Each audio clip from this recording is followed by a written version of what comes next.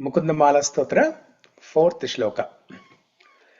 Nāham vande tava ayor dvandvam-advandva-hetoh. Nāham vande tava ayor dvandvam hetoh. Kumbhīpākam gurum hare nārakam nāpanetum. Kumbhīpākam gurum hare nāpanetum. ramyā-rāmā-mr du-tanu-latā nandane nāpi rantum. ramyā-rāmā-mr du-tanu-latā nandane nāpi rantum.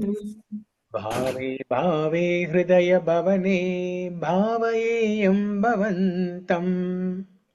bhāve daya-bhavane bhāvayeyam bhavantam. Okay, so this number is not correct here. It says 3.1. That should be 4.1 and then 4.2. Okay, first part of the shloka and then second part of the shloka. Okay, Sri Lakshmi, can you read the translation? Yes, Prabhuji. O Lord Hari, it is not to be saved from the dualities of material existence or the grim tribulations of the kumbhīpāka hell that I prayed to your lotus feet. Nor it is my purpose to enjoy the soft-skinned, beautiful women who reside in the gardens of heaven.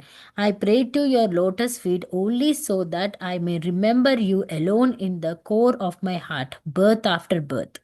Yeah. Okay. So we will look at the word for word meaning also, and then we'll discuss. Let me go to Veda base.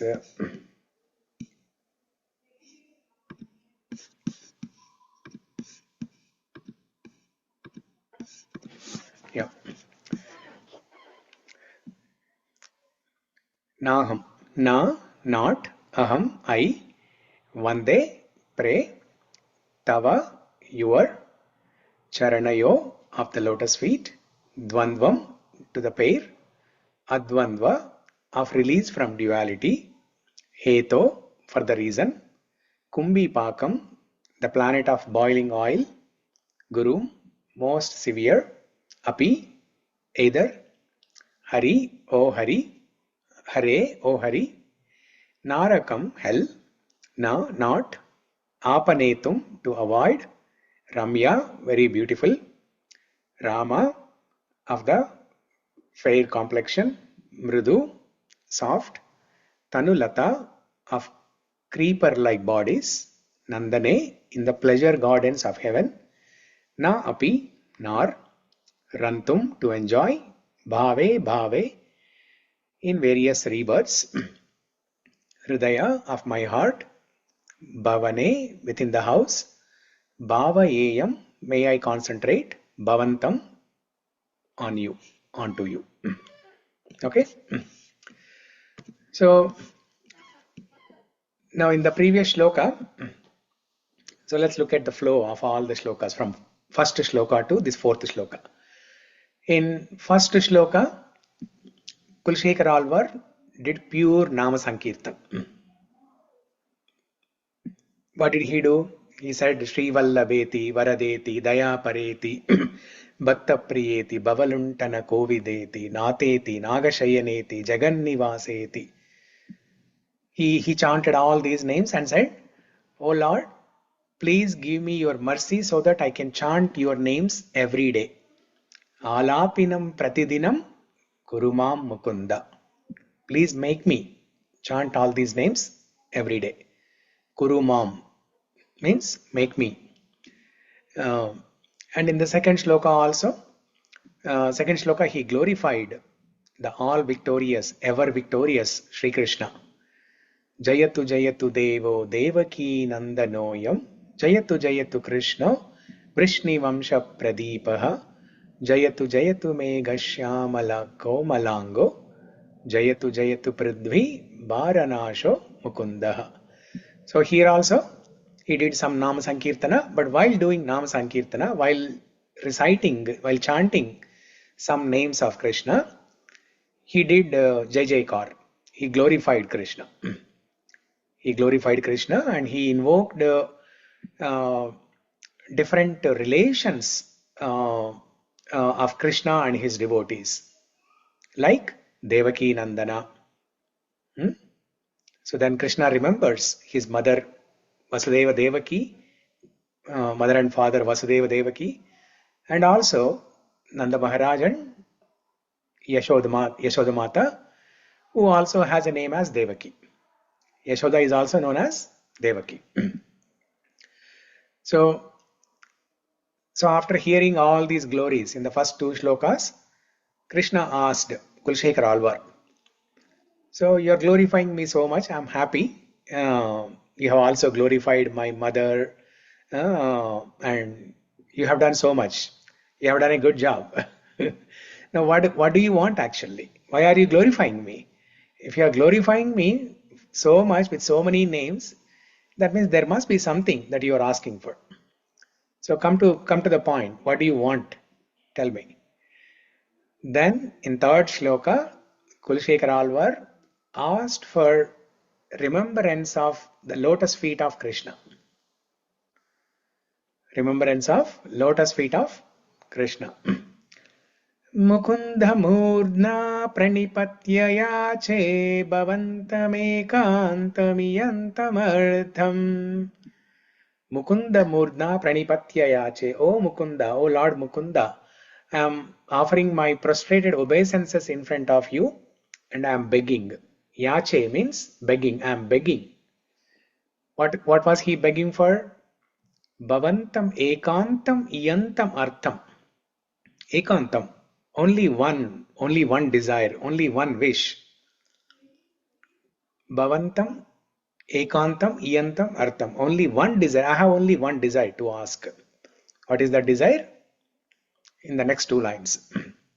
Bhavantam ekantam iyantam artham avismrutistvaccharanāravinde bhave mestu bhavat prasadat. So what is he asking for? Avismriti. Non-forgetfulness. Smriti is remembrance. Opposite of smriti is vismriti. Opposite of vismriti is avismriti. Okay?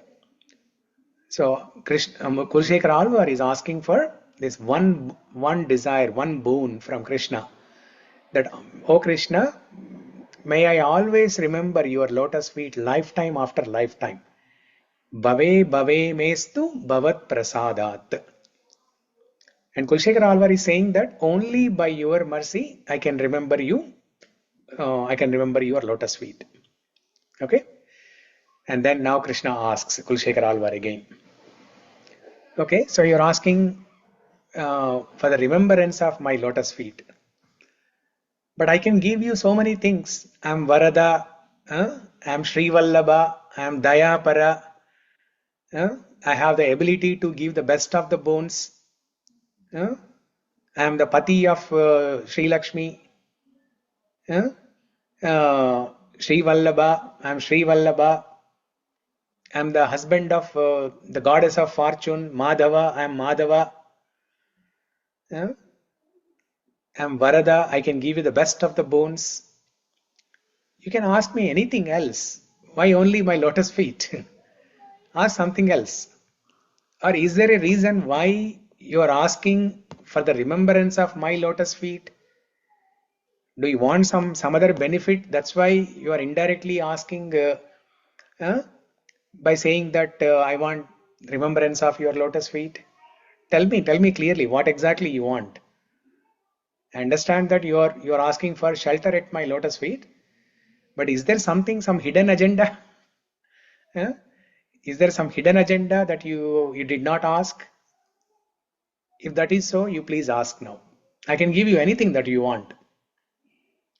Then in this shloka, in fourth shloka, Kulshekar Alvar, he clarifies what are the things that he doesn't want.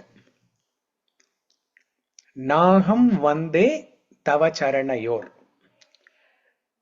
I am not I'm not paying namaskara to your lotus feet for the list of different things that Kulshekar Alvar mentioned in the following lines. But he is beginning the shloka saying that, no, Krishna, Mukunda, I think you have mistaken me. I did not ask remembrance of your feet, nor did I ask shelter at your lotus feet for any of the following benefits. What are the following benefits? The first one is, Kulshekar Alvar, he is saying, let me show the shloka again. Kulshekar Alvar is saying here, the first one is dvandvam advandva-hetoh. Dvandvam advandva-hetoh. Hetu, the word hetu in Sanskrit means cause, reason, purpose. I am not asking the shelter of your lotus feet for this purpose of getting rid of duality. Dvandva means duality. Advandva means non-duality. Free from duality is advandva. So advandva-hetoh means for the reason of achieving advandva, for the reason of getting free from this duality, dvandva, this is not my agenda. I am not taking shelter of your lotus feet for this reason. Dvandvam advandva-hetoh. This is not the reason. Okay? Now, second reason. Kumbhīpākam gurum hare nārakam nāpanetum. Nor do I want to be saved from severe punishments in kumbhīpākam, in Yamaloka, in hellish planets. If at all you desire so that I have to go to hellish planets, so be it. And I am not asking you to save me from getting fried in kumbhīpākam, in that hot oil. I am not asking you to save me from getting burned in the hot oil. This is also not my hidden agenda. This is also not the reason why I am taking shelter of your lotus feet. Third one. Ramyā-rāmā-mr du-tanu-latā nandane nāpi rantum. Nor do I aspire to go to heavenly planets, but if you desire so, and if I have to take birth in heavenly planets, I'm not asking for the association of beautiful women or enjoyment in the Nandana gardens in heavenly planet. Apsara. I'm not asking apsaras. I'm not asking this. Bhāve daya-bhavane bhāvayeyam bhavantam. The only agenda that I have is bhāve daya-bhavane, lifetime after lifetime, in the temple of my heart, in the palace of my heart. I want remembrance of your lotus feet. Bhāvayeyam bhavantam. Okay, so if you look at the flow of this shloka, right, there are three planetary systems that are described here: upper, middle, and lower. Upper, middle, and lower. When we are in the middle planetary system, like earthly planetary system, we are subject to these dualities, dvandva. So this line, dvandvam advandva-hetoh, that is talking about our situation in the material world, in the earthly planet. So the kumbhīpākam gurum hare nārakam nāpanetum, that is talking about the lower planetary system, hellish planets or narakaloka. And then the next line, ramyā-rāmā-mr du-tanu-latā nandane nāpi rantum, that's talking about heavenly planets, upper planetary systems. So like that, Kulshekar Alvar is saying that if you desire so, I may take birth anywhere. On the earthly planet, lower planet, hellish planet, lower planet or higher planetary systems, wherever it may be. I am ready to take birth. But in every lifetime after lifetime, I want remembrance of your lotus feet in the temple of my heart, in the palace of my heart. And I do not want any other things. Okay, now first let's talk about the dualities, the situation in the material world. So in the material world, we are subject to these dualities constantly, all the time. So what is duality? What is duality? Like happiness, sadness. Happiness, Yes, distress, sir. Yes, sir. victory, defeat, heat and cold. Mhm. So Mm. these dualities, okay, these are the dualities. We are constantly subject to these dualities. Anything that you do, there is a positive result and negative result. Because everything that we do in the material world is under the influence of the three modes of material nature, and everything is contaminated. Even the actions that we perform in the mode of goodness, they are also contaminated. Krishna tells in 17th chapter saying that everything that you do is contaminated, even under the mode of goodness also is contaminated. The only way to purify it is by offering to Krishna. Om Tat Sat. There is a shloka in 17th chapter. It's called Om Tat Sat shloka. So when we offer everything that we do to Krishna by saying Om Tat Sat, Sarvam Shri Krishna Arpanamastu, Sarvam Shriman Narayana Samarpayami, then it is purified. So otherwise, we are always subject to these dualities. Anything that we want to do, there are so many options, right? Especially in this country, America, there are so many options for every little thing. If you want to send your children to school, there are so many options, and once they are in the school, you have to attend curriculum night, and especially in middle school, high school, if you attend curriculum night and then sit down with your children and try to figure out what are the different courses to take, it's a heavy task. It's a big thing. In India, back in India, we had a very simple life. Our college life, up to college life, everything was very easy.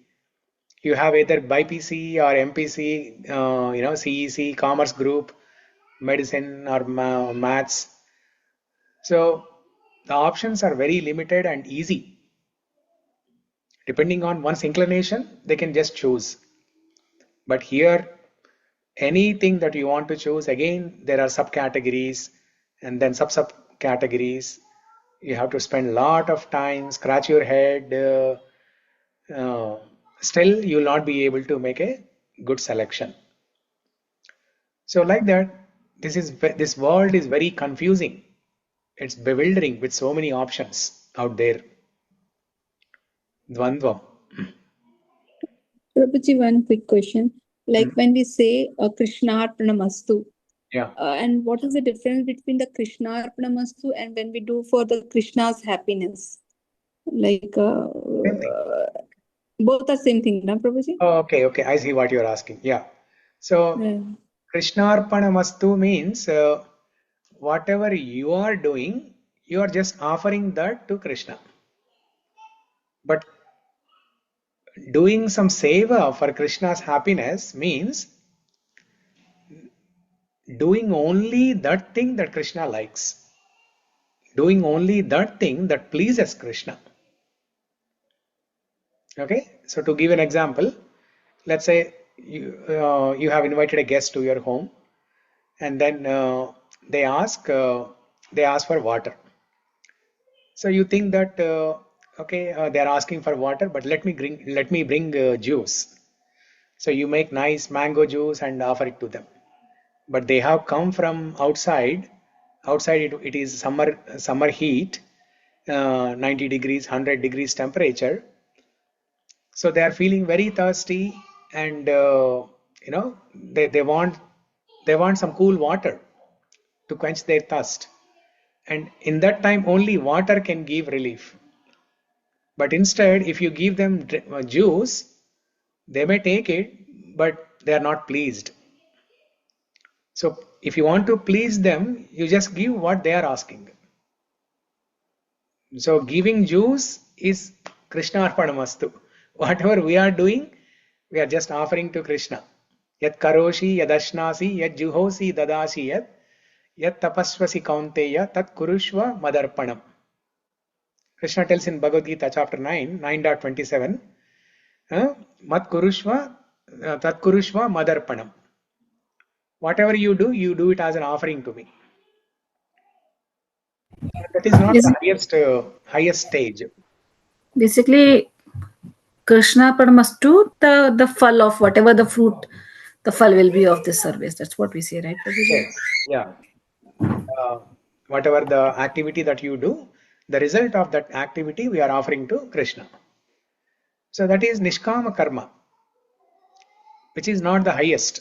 The highest thing is Bhakti, service to the Lord. Service to the Lord that pleases the Lord. That is Bhakti. Okay. Suppose, Prabhuji, I'm sharing my experience. Like yesterday, whatever he's done, what I thought, like it came, my mother-in-law said, and we did it. So what is, it was there in my thing is like only for Krishna's happiness I'm doing like that. I'm sharing it's in the group. Like it's not for Krishna Arpanamastu, okay? But I feel like, okay, I should not, in day-to-day activities also, I feel like, okay, in that way we can think, Prabhuji, like that. Yeah, everything that you do, for example, you are working at Microsoft. You have completed your work. At the end of the day, you finish your work. So then you can offer that work to Krishna by saying Sarvam Sri Krishna Arpanamastu. Krishna did not ask you to do that work, right? It's not a direct service to Krishna. Krishna doesn't want your code. So, but we have done that work to maintain our body and family, to earn some income. We have done that. So how can we offer the result of this work for today to Krishna? By saying Sarvam Sri Krishna Arpanamastu, by remembering Krishna in our heart sincerely, with an intention that, oh Krishna, with the ability given by you, I was able to perform this work. With the resources that you have given, I was able to perform this work. And with the good health that you have given to me in this body, I am able to perform this work. That means you are the karma, you are the karta, you are the kriya, you are the doer. I am not the doer. So let me offer the result of my work to you. Sarvam Sri Krishna Arpanamastu. So by doing this, what is the benefit that we are getting? We are purifying our mind. We are getting rid of this doership mentality, proprietorship mentality, controllership mentality, and enjoyership mentality. Yeah. But the moment we offer the result to Krishna, then we know that Krishna is the enjoyer, he is the proprietor, he is the maintainer, he is the controller. Whatever happens, I have done my job 100% successfully. I have given my best. Now after this, whatever happens, it is up to Krishna. So with that mood, we say Sarvam Sri Krishna Arpanamastu. So these are all indirect services to Krishna. But the direct service to Krishna is like Shravanam, Kirtanam, Vishnu Smaranam, hearing Bhagavad Gita, hearing Srimad Bhagavatam, singing Kirtans of Krishna, chanting Hare Krishna Mahamantra, going to the temple, worshipping the Lord, these are all direct seva that pleases the Lord. So there you don't have to say Sarvam Sri Krishna Arpanamastu. There also you say, but you don't have to, because without saying Sarvam Sri Krishna Arpanamastu itself, it is a direct service to the Lord. When you are chanting Hare Krishna Mahamantra, at the end of the day or at the end of chanting the number of rounds, we don't say Sarvam Sri Krishna Arpanamastu. Because we have already taken Krishna's name and we chanted in that prayerful mood. Yeah. Prabhuji, Prabhu, never to the direct class. services. Sorry, Uh, sorry, sorry. Sri Vidya. Go ahead. Yeah, Annapurna. Like a direct service is like a Krishna Ananda Prabhuji, and whatever Krishna Arpanamastu is like we are not the proprietor or controller, for the false ego has to go. Like we are not doing anything. Prabhuji, we can understand in that, Prabhuji? Yeah, Thank you, correct. Prabhuji. Correct. Yeah. Thank you, Prabhuji. Yeah, Prabhuji, I just want to add, you told on that Bhagavad Gita class, right, Prabhuji? Like there are 3 types of karma. Akarma, we don't have to do. Like any positive, good karma or bad karma. Bad karma we should not do, but by chance if we do, we have to say Sarvam Sri Krishna Arpanamastu for Yeah. good karma. Akarma means it is automatically Arpanam, right, Prabhuji? Yes, correct. Yeah, akarma means devotional service is automatically offered to Krishna. Because the process and the result is not different. In devotional service, the process and the result is not different. The process of chanting Hare Krishna Mahamantra is not different from the end result. Because the name is not different from Krishna, right? You are chanting Krishna. Krishna is the name Krishna is not different from person Krishna. Both are same. That's why in devotional service, akarma, there's no difference between the process, the action, and the result. Whereas in other, karma, sakarma, or good karma, the action and the result are different. That's why we offer the result to Krishna. Sarvam Sri Krishna Arpanamastu. To get rid of this false ego. Yeah. Okay. So Kulshekar Alvar here, he's telling to Krishna that I'm not offering obeisances to you. I'm not offering Mukunda Murdana to you to get rid of these dualities. To get rid of this duality. That's not the purpose. Okay. I want to remember your lotus feet lifetime after lifetime, no matter whether I have dualities or not, whether I don't have dualities or whether I have dualities. Okay, that is secondary. My goal is to remember your lotus feet. Because the dualities are always there, right? In material world, we can never get rid of dualities. That's the reality.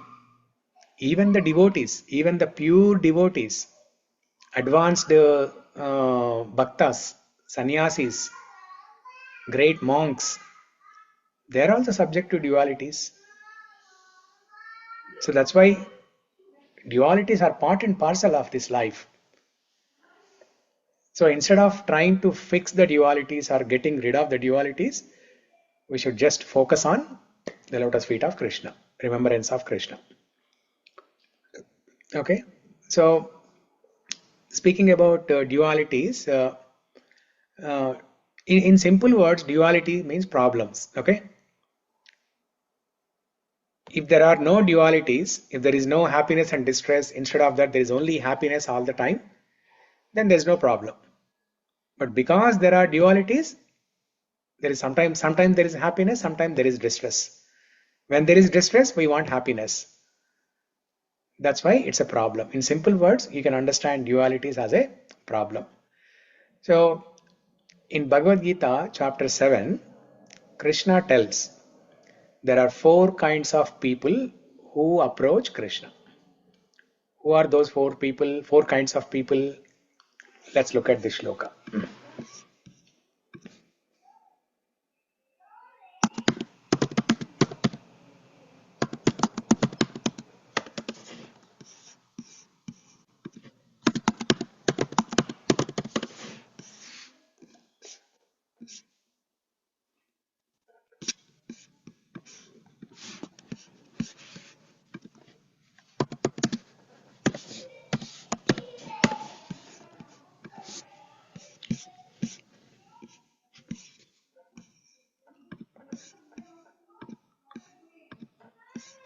So this is the one. Bhagavad Gita, chapter 7, shloka number 16. Chaturvida bhajante mam jana sukritino arjuna.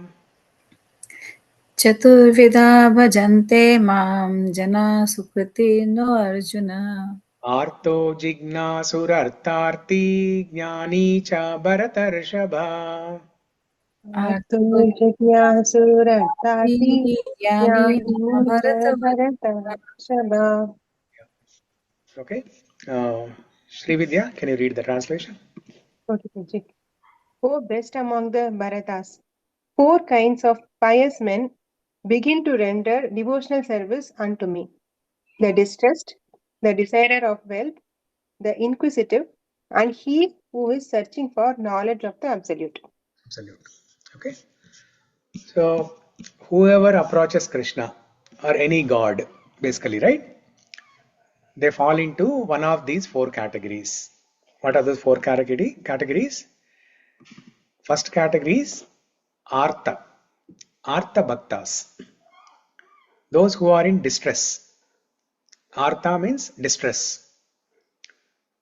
This is the most common reason why people approach God, why people take up spirituality, why people start reading Bhagavad Gita, why people start attending classes. Artho. And it is perfectly fine. We don't have to be embarrassed, thinking that, oh, if I am taking up spirituality, my friends who are outside, they might think that I am in some problem. That's why I'm going to temple. That's why I'm reading Bhagavad Gita. Okay, so let me not read Bhagavad Gita. Let me not go to temple. So we should not have a feeling like that.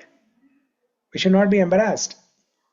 Instead, we should congratulate ourselves that, okay, at least I'm going to the temple. I'm going to God. I'm going to see God.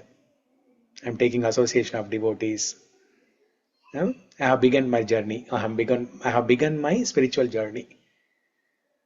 So it doesn't matter whether this is the reason why, all of us are connected to Krishna, why all of us started reading Bhagavad Gita, why all of us have taken spirituality for this reason, that we are all in some kind of problem. Don't worry. You should not be embarrassed. Everybody has problem in the material world. That's how it is designed. Dukkhalayam ashashvatam. This is a place of miseries. Dukkhalayam ashashvatam. So the first category is Artha Bhaktas. Second category is Jignasu. Jignasu means those who are curious, inquisitive to know who is God. They don't want to know too much about God, but they're just curious to know who God is. Everybody is talking about God, so let me also try to understand little bit about God. So they just try to read something about God, and then after that they don't do anything. They don't develop any relation with God. They don't study further. They don't practice spirituality further. They are just inquisitive, curious minds. Next, Artharthi. Artharthi means Artha. Artha means wealth, Dhanam. Arti means asking. Artha Arti means asking for wealth. So this Prabhuji, I have a question, Prabhuji. This artho and arati sounds very similar, Prabhuji. So how do we differentiate? yeah. So this word arti means attraction. Yes. Ārati or arti. Yeah, we have discussed this word. Yeah. Yeah, attraction or you want it. Here, artha, arti means you want money. Okay. So, so basically, rati means attraction or desire or wanting. Ārati, if you add a in front of rati, it means unlimited attraction, unlimited desire. There is a word called sevarti also, Prabhuji. Sevarti, yeah. Sevarti means you have a strong desire, strong attraction for seva. Yeah, in temples they will sevartis, please assemble here, like that they say for volunteers. I've seen in temples. Correct. Yeah, sevarti. Yeah. So artharti means you have unlimited attraction for artha, for dhanam, wealth. And this is arti, not ārati, but arti. Yeah. So there is ārati, which means unlimited attraction, and arti, which is distress. Okay. So third category, those who are seeking wealth. So this is also a common practice. Obviously, people who are in distress, people who are in the first category, they also want money. But there are some people who, even though they don't have many problems in life, they are not poverty stricken. They have everything that they need to lead a comfortable life, but still they want more. Out of greediness, they want more. They have many more desires. They have unlimited desires. They are artharti, seeking wealth. Even if they have 1 million, they still go to temple and say that, oh Lord, please give me another 1 million, and then I'll give something back to you. So there's a funny joke about this kind of business deal, right? When you go to the Lord and pray for dhanam, this is nothing but business deal. So you go to the Lord and say that if I get X amount of money, I'll give you 1% out of that. So once there was this person who prayed to the Lord, "Oh Lord, please bless me. I'm buying a lottery ticket. Please bless me that I will win 1 million. And I will give you 50% of that. I'll give you 500,000 and I'll keep 500,000 for me." And then he bought the lottery ticket, and then after a few days the results are out. But he got only 500,000 prize. Somebody else got 1 million lottery. The highest prize is gone to somebody else. But this person who prayed to the Lord, who made a business deal with the Lord, he only got 500K. Then he went to the temple again and then said, "Oh Lord, you are an expert. You are very clever. You are very clever. You are very intelligent. Whatever is your portion, you have already taken, and you have given me the rest." Very nice. I was thinking he will go and get from that other person, but So, so according to his business deal with the Lord, whatever he gets, he has to give 50% to the Lord. But just because he got 500K, he cannot assume that Lord has taken the 500K and he gave him only 500K. So those people are greedy. Okay. Similar, there was another joke where Finding a loophole with God Himself. yeah, finding a loophole with God Himself there. Yeah, there is this person who who goes to the temple with a lot of cash in hand, in a plate actually. Okay, and he prays to the Lord and he says that, "Oh Lord, thank you for giving me this wealth. Now I'm going to throw this plate up in the air. Whatever you want, you take it, and whatever you want to give it to me, you let it fall on the ground." So And this is an example of taking pariksha of God Himself. yeah, so creative, so creative. So creative, everything has to be come to me, nothing has to go to you. Yeah, yeah. That way they satisfy the So devotees are so creative. Yeah. So like that, people are greedy about money. They are artharti. Okay. So we should not. And then the last two other categories are the last category is jnani. The fourth category is jnani. Jnani means those who want to cultivate knowledge about God. They want to read Shastra. They want to know about God more and more. They want to know about the qualities of the Lord. Everything. So, Artho, Jignasur, Artharti, Jnani. These are the four categories. So, here, Kulshekar Alvar is saying that I'm not asking you, I'm not a Artha Bhakta. I'm not approaching you because of my distress. If there has to be distress in my life based on my previous karma, let there be. So be it. I'm not asking you to remove the distress. I'm not asking you to remove the dualities, the happiness and distress. I'm not asking you to remove that. So, okay. So this is the situation in the material world.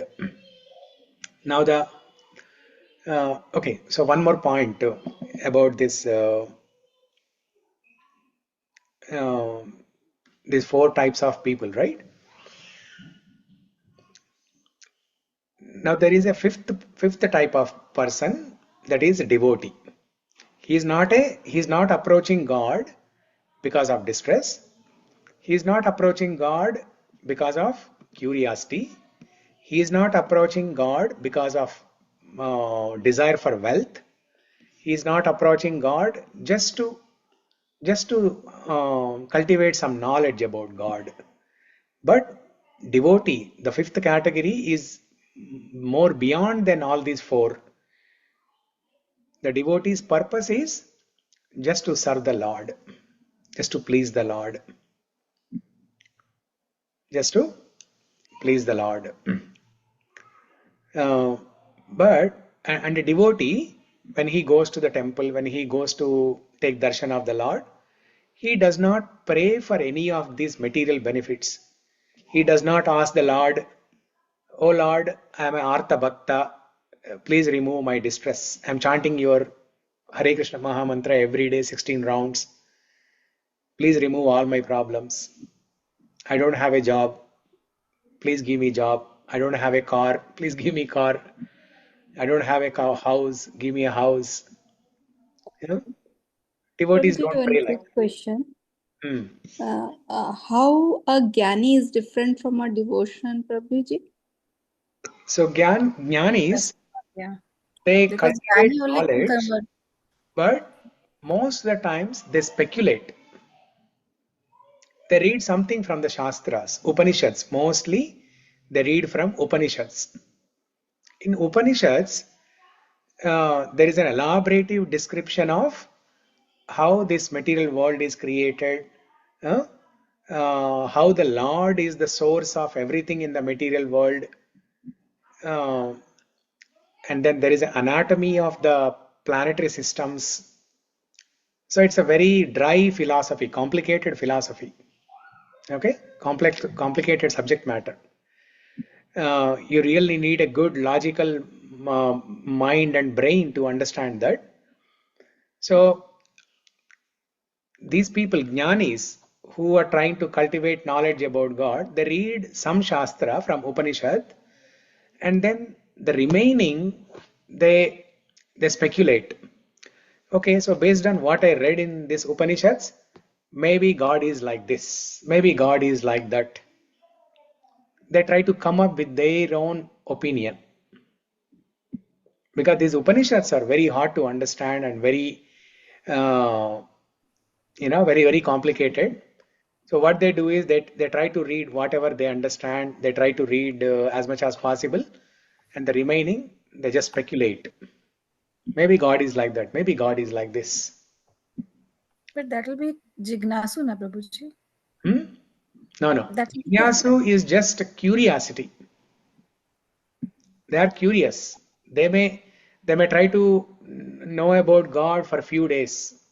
Jignasu type of people you will see for few days, few months, maybe couple of years.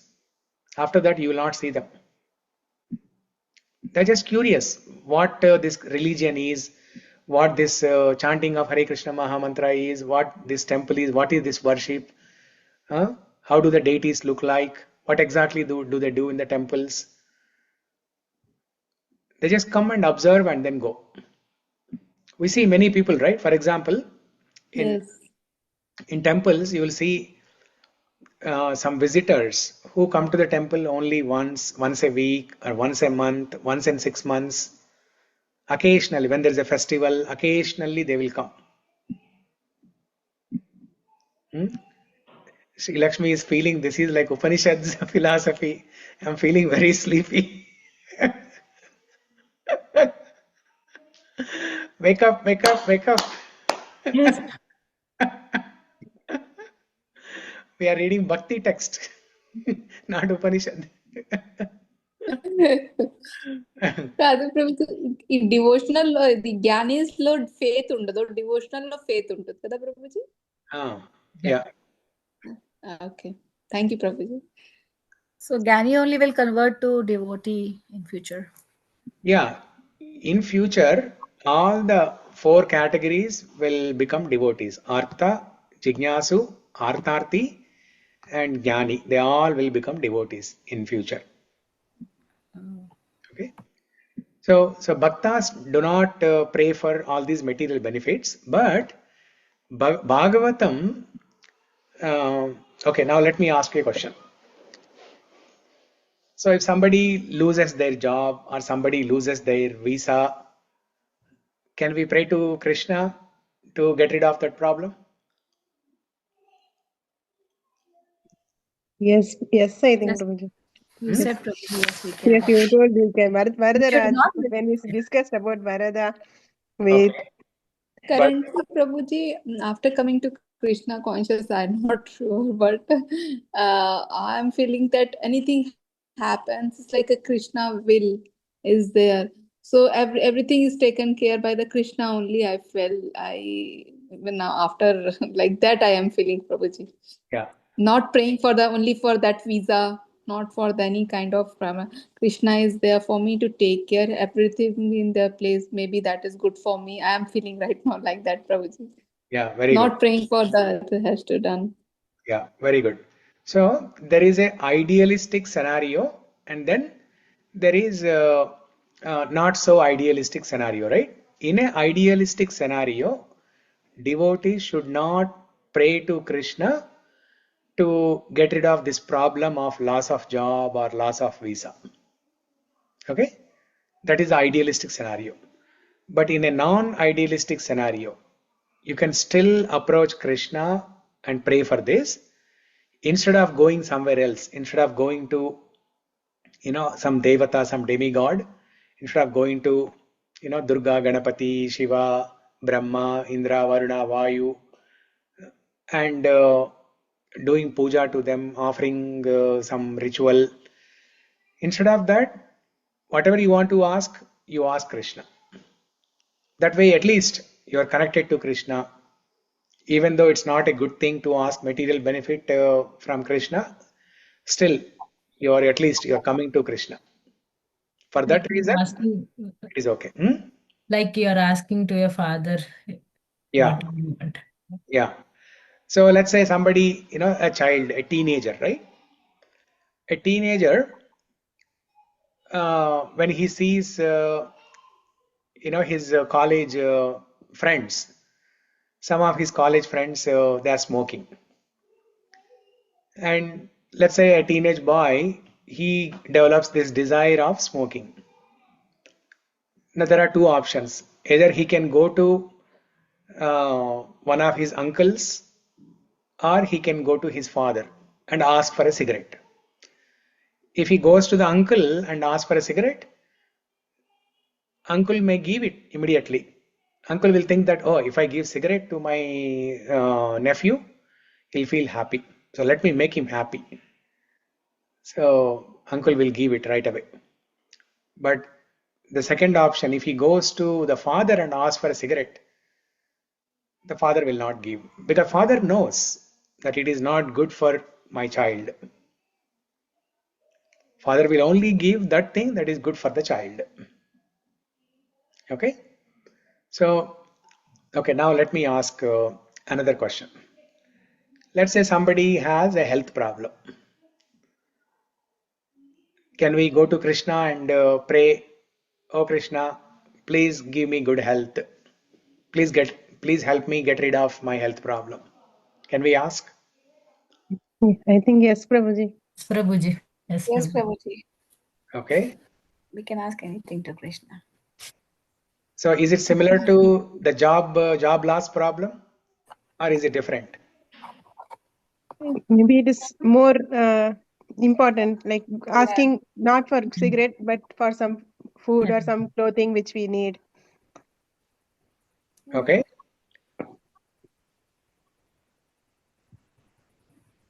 If we have good health only, we can serve Krishna, right? So. Yeah. Yeah. Good. Beautifully answered. Sri Lakshmi and Sri Vidya. Beautifully answered. So there is a shloka in Srimad Bhagavatam which clears all confusion. Sometimes even devotees who have practiced this bhakti even within ISKCON, even after practicing for 10-15 years, they also have this confusion. Is it okay to ask God to remove my health problem, to give me good health? So this is the shloka from Srimad Bhagavatam, Canto 1, Chapter 2, shloka number 10. कामस्य नेन्द्रिया प्रीतिर्लाभो जीवेत यावता कामस्यानेन्द्रिय प्रीतिर्लाभो जीवित यावता जीवस्य तत्त्वजिज्ञासा नार्तो यश्चेह कर्मभिः जीवस्य तत्त्वजिज्ञासा ज्ञातो यश्चेह कर्मभिः. Yeah. Annapurna, can you read the translation? Yes, Prabhuji. Life's desire should never be directed towards the sense gratification. One should desire only a healthy life or self-preservation. Since a human life is meant for inquiry about the absolute truth, nothing else should be the goal of one's work. Yeah. Okay. So in simple words, this shloka tells us what are the things, material benefits. What are the material benefits that we can ask from God? There are only two things that we can ask in terms of material benefits. One is healthy life. Second one is self-preservation. Self-preservation means like Sudama example. So Sudama and his wife Sushila, they were poverty stricken. Very poverty stricken. They did not have anything to eat, anything to drink also. So then Sushila encouraged Sudama to go to Krishna and ask for some help. But Sudama was not ready. He was saying, how can I go and ask something from my friend Krishna? I'm his friend I'm his friend without any desire. I do not have any selfish desire. I'm his true friend. How can I go and ask for something? Then Sushila gives some philosophy, and she says that for self-preservation, it is okay to ask God. Because only when you have good health, as Sri Lakshmi said, and only when you have self-preservation, I think as Sri Vidya said, then we will be able to do bhakti. Whether Shravanam, Kirtanam, Vishnu Smaranam, Archanam, Sevanam, anything that we want to do, we can only do when we have good health and we have sufficient money and sufficient food and clothing to maintain ourselves. Basically, for need we can pray, but not for greed. Not for greed. Yeah. So that's why the previous example of job loss, right? Somebody lost a job, but it doesn't mean they are homeless or they are on the road, they are without any food. They have some savings. They have some savings, and with that money, they can go to India and then they can live there. There's no necessity to live here in America. If they go to India, they can find a job, or even if without a job also, with all the savings from US, they can happily live there in India. So self-preservation and healthy life. These are the two reasons we can ask God. So that's why this confusion should be cleared from our minds, that when somebody is suffering from a health issue, yes, it is completely bona fide, it's licensed, it's valid to, it's a Shastra Pramana to go and ask Krishna to help. Thank you, Prabhuji. Actually, when I was small, I started like that only, Prabhuji. Go and ask for, okay, I should get good marks like that. But my brother, whenever he says, I will ask, what did you pray? Why we should pray? I went to see the God. Yeah. I will be saying, I like to go to temple and see the God. I was wondering why he's like this, when he will know that he has to pray. But, but that now I realize, like, then later I was thinking whether it's correct to pray or not. But this is like answer from the Shastra itself. Yeah. Yeah. Yeah. I mean, even devotees, even within ISKCON and other sampradayas, they have this confusion. Is it okay to ask God for health problems? Sometimes you hear you get some messages. Please pray for me. My father is suffering from health problem. Please pray for my father. So things like that you will hear, and there is a doubt in your mind. You don't explicitly express or ask anybody, but you have a doubt in your mind. Is it okay to ask like that? But this Sloka is giving, a clear answer here. But ఒకటి quick question Prabhuji, ఇప్పుడే ఏంటంటే God కి all అన్ని తెలుసు అని అంటారా Prabhuji? God knows everything. So even though if our health is not good, so I think that God is the one who knows first than we, na Prabhuji. So is it implicitly asking to God directly, like my health is not good? Is it that is also okay? But God knows, na Prabhuji, why to tell? God knows, but గుర్తు చేస్తూ ఉండాలి స్వామికి. అప్పుడప్పుడు గుర్తు చేస్తూ ఉండాలి. చాలా మంది ఉన్నారు కదా పాపం ఆయనకి. No, he knows. Even if there are billions or gazillion number of people, his relation with each one of us is unique. It's like special, ananya mamata, right? Correct. God has ananya mamata for us, exclusive love for us. And God thinks that there is nobody for me other than Sri Lakshmi. God thinks like that. Sriman Narayana thinks There is nobody for me other than Sri Lakshmi.